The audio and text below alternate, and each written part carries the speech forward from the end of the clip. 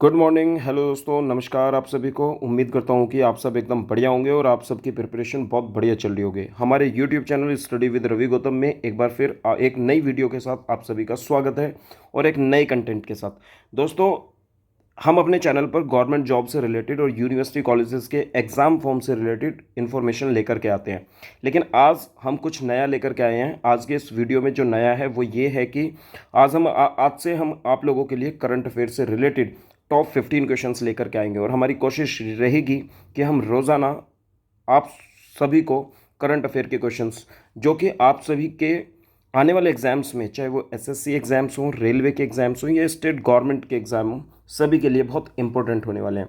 दोस्तों, ये वो टॉप 15 क्वेश्चन हैं जिन पे एग्जामिनर की सबसे ज़्यादा नज़र होती है। और क्या है ये टॉप 15 क्वेश्चंस, तो चलिए बिना किसी देरी के वीडियो की शुरुआत करते हैं।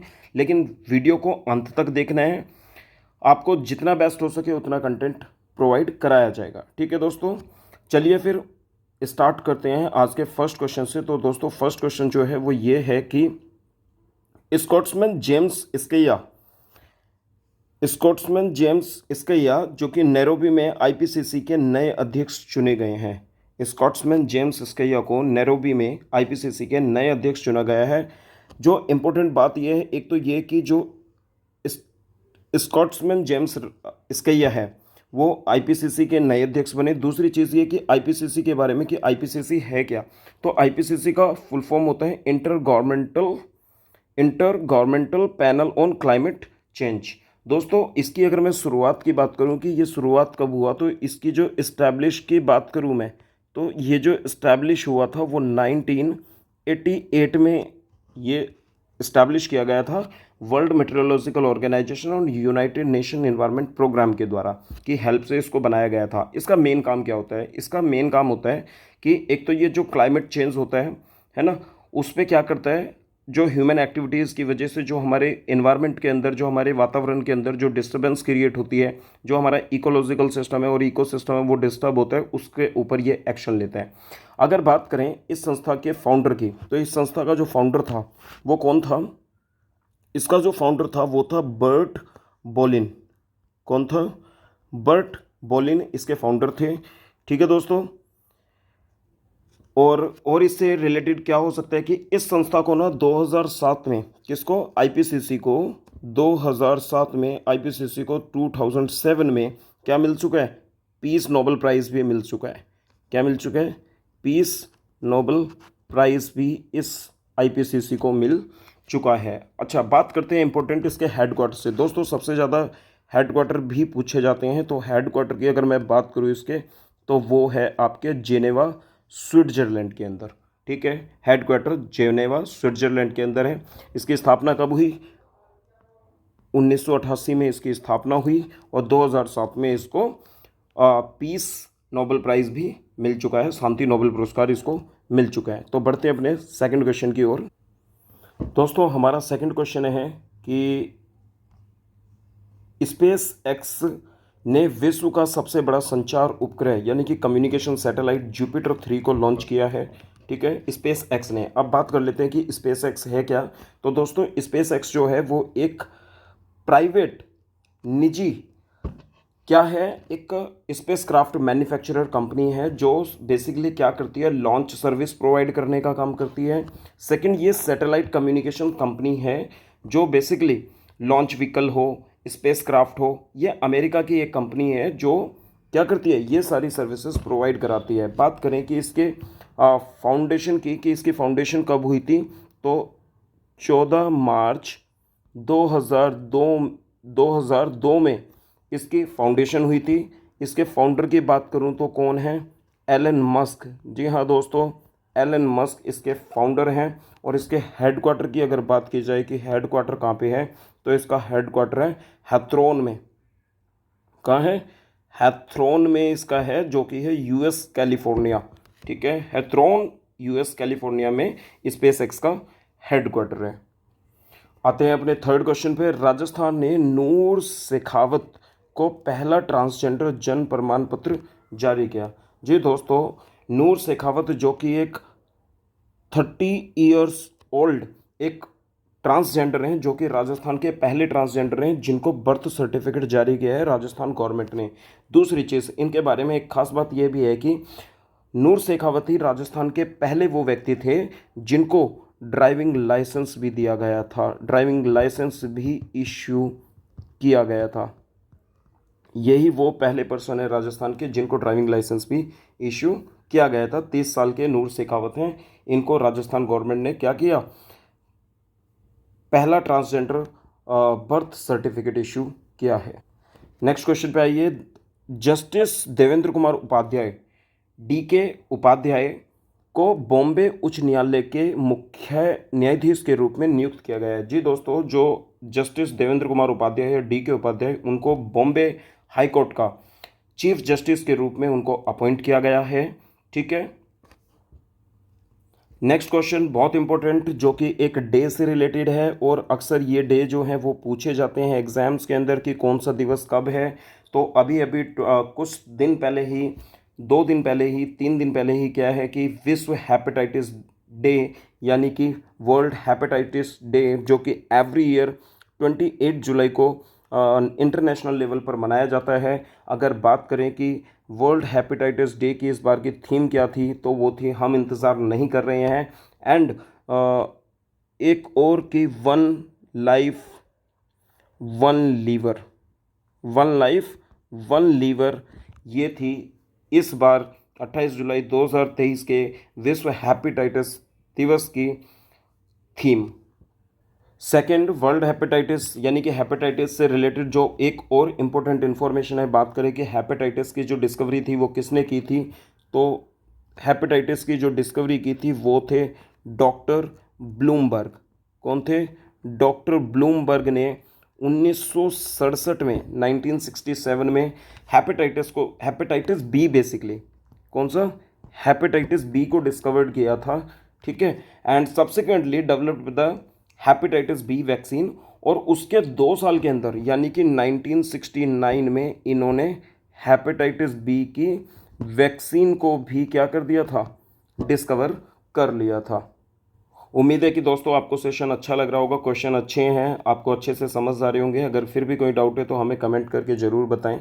ठीक है, कि और किस तरीके से हम आप लोगों के लिए इम्प्रूव कर सकते हैं या नंबर ऑफ़ क्वेश्चंस बढ़ा सकते हैं। चलिए मूव करते हैं अपने 6th क्वेश्चन की ओर। 6th क्वेश्चन है हमारा नागालैंड से लेकर के। नागालैंड आजकल बहुत चर्चा में, नागालैंड उधर के नॉर्थ ईस्ट जो है, अपने मणिपुर वाले इंसिडेंट की वजह से उधर के स्टेट का हमेशा कुछ ना कुछ चलता रहता है। तो नागालैंड को आधिकारिक तौर पर लंपी स्किन डिजीज़, किससे, लंपी स्किन डिजीज़। एक्चुअली होता क्या है कि ये बफेलो और काऊ के अंदर, यानी कि जो कैटल्स होते हैं, डोमेस्टिक कैटल्स होते हैं, उनके अंदर पाई जाने वाली ये एक बीमारी है। बफेलो और काउस के अंदर ये पाया जाता है। इसमें होता क्या है कि जो आपके डोमेस्टिक कैटल्स होते हैं उनके स्किन के ऊपर ना कुछ गांठें बन जाती हैं, है ना, इनको गांठेदार स्किन डिजीज़ भी कहते हैं। तो इसको नागालैंड को ना बेसिकली आधिकारिक तौर पे लंपी स्किन डिजीज़ पॉजिटिव घोषित कर दिया गया है। बात करें इस बीमारी की तो ये होता किसकी वजह से है, ये होता है LSDV यानी कि लंपी स्किन डिजीज़ वायरस की वजह से होता है। ये एक वायरस से होने वाली बीमारी है, और ये जो वायरस होता है वो 2-3 वायरस का मिलकर के एक ग्रुप होता है जो एनिमल के ऊपर की स्किन पे अटैक करता है और गांठें बन जाती हैं, चिट्टीदार हो जाती है उसकी स्किन। चलिए मूव करते हैं अपने नेक्स्ट क्वेश्चन की ओर, जो कि है टाटा स्टील से रिलेटेड। टाटा स्टील में क्या है कि टाटा स्टील ने क्या किया है, अपना जो मैनेजिंग डायरेक्टर और CEO के रूप में फिर से एक बार फिर TV नरेंद्रन को ही क्या कर दिया है, अगले 5 साल के लिए MD और CEO के रूप में अपॉइंट किया है। यानी कि Tata Steel reappoints the TV Narendran for next 5 year as a MD और and CEO।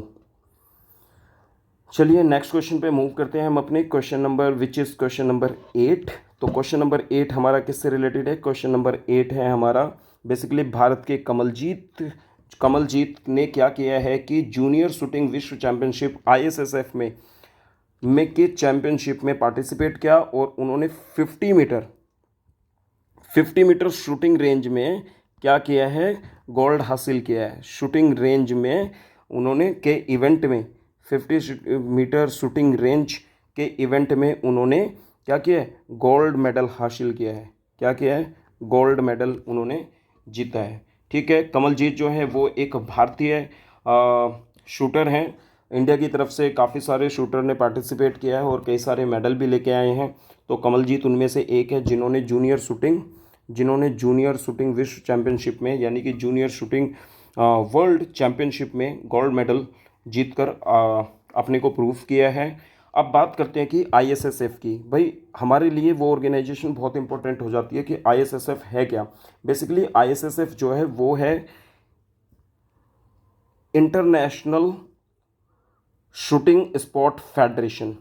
International shooting sport federation ये एक स्पोर्ट गवर्निंग बॉडी है जो बेसिकली क्या करती है, ओलंपिक शूटिंग इवेंट्स और नॉन ओलंपिक शूटिंग इवेंट्स को ऑर्गेनाइज कराती है। बस ये ध्यान रखना है। और दूसरी जो इसके बारे में सबसे इम्पोर्टेंट बात ये है कि ये जो इवेंट हुआ था, ये जो पिस्टल इवेंट हुआ था जूनियर शूटिंग वर्ल्ड चैंपियनशिप का, ये शैंगोवोन में हुआ था शूटिंग रेंज, जो कि है कहाँ पे, कोरिया के अंदर। तो कोरिया में इन्होंने 50 मीटर्स के इवेंट में ये अपने गोल्ड मेडल पे जीत करके दिखाया है। ठीक है, तो चलिए मूव करते हैं अपने नेक्स्ट क्वेश्चन नंबर 9 की तरफ। तो क्वेश्चन नंबर 9 है, इसरो 6 यात्री उपग्रहों के साथ में PSLV C56 को लॉन्च करेगा।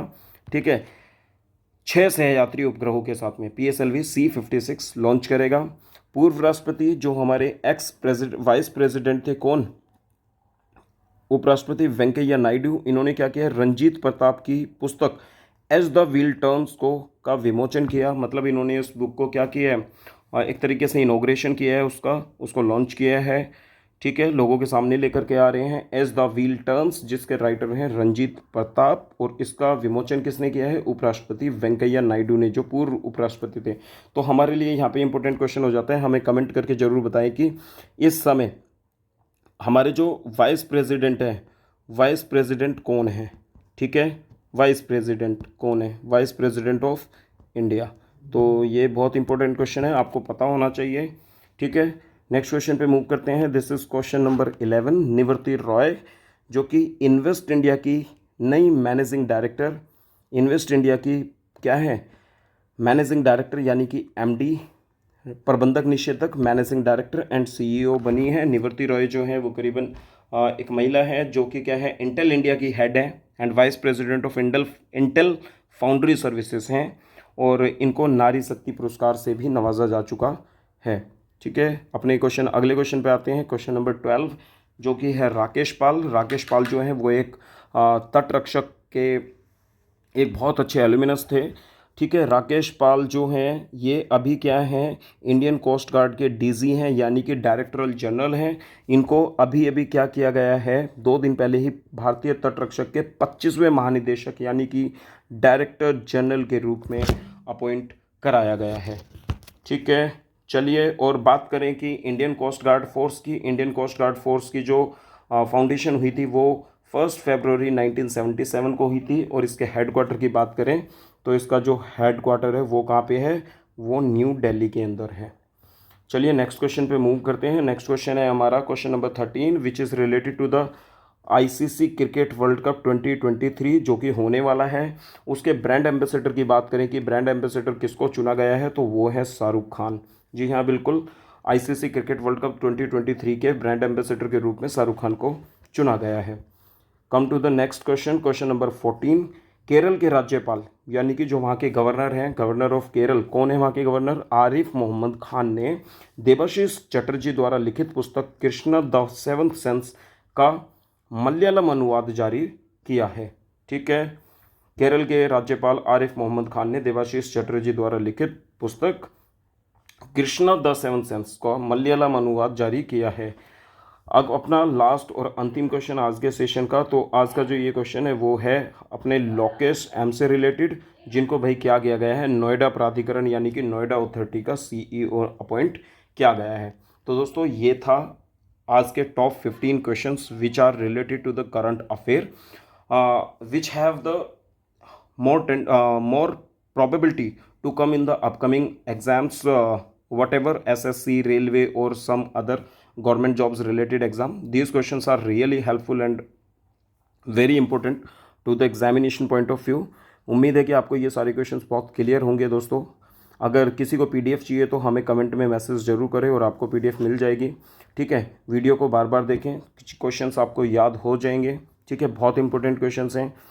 वीडियो अगर अच्छा लगा तो वीडियो को लाइक ज़रूर करें। और हाँ दोस्तों, फ़ायदा सिर्फ आपको नहीं होना चाहिए, दूसरों को भी होना चाहिए, तो वीडियो को ज़्यादा से ज़्यादा शेयर करें। सेकंड, जो व्यूअर्स अभी हमारे चैनल पर नए हैं वो हमारे चैनल को सब्सक्राइब जरूर करें और उम्मीद है कि इस तरह के वीडियोस हम आपके लिए लाते रहेंगे। बेल आइकन को ज़रूर प्रेस करें। ठीक है दोस्तों, तो चलिए मिलते हैं फिर अगले वीडियो के अंदर। उम्मीद है कि ये वीडियो आपको पूरी तरह से क्लियर होगा। थैंक यू, धन्यवाद, बहुत बहुत धन्यवाद वीडियो देखने के लिए।